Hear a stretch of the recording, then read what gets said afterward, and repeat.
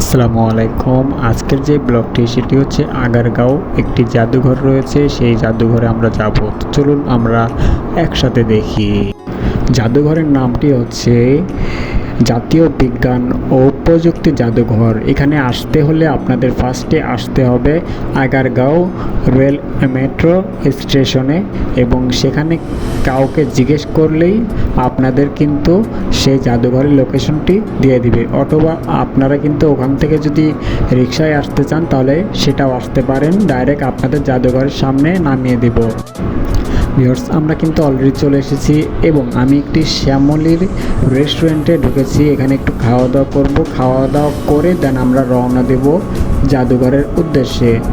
এবং এখানে আমরা খেয়েছিলাম পরোটা এবং ডাল।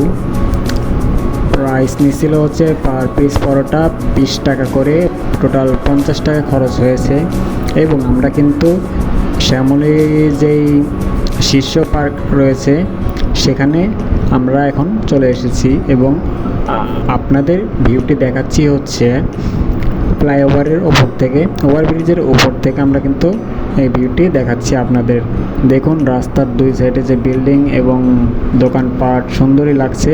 এবং আমরা কিন্তু রাস্তার পাশ দিয়ে হেঁটে হেঁটে যাচ্ছি জাদুঘরের উদ্দেশ্যে।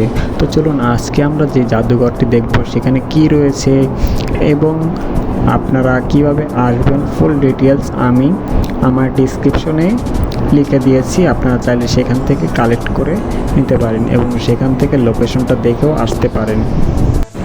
Viewers, I am really sorry, জাদুঘরটি এই পর্যন্ত এখন বন্ধ রয়েছে ঈদের ছুটির কারণে। সো আমরা একটি ভুল করেছি, না জেনে না শুনেই চলে এসেছি। তো প্যারা নেওয়ার কোনো টেনশন নাই, আমরা পরবর্তী কোনো একদিন গিয়ে ফুল ব্লগটি আমরা কন্টিনিউ করে আপলোড করব। আপনারা সাথেই থাকুন। ধন্যবাদ।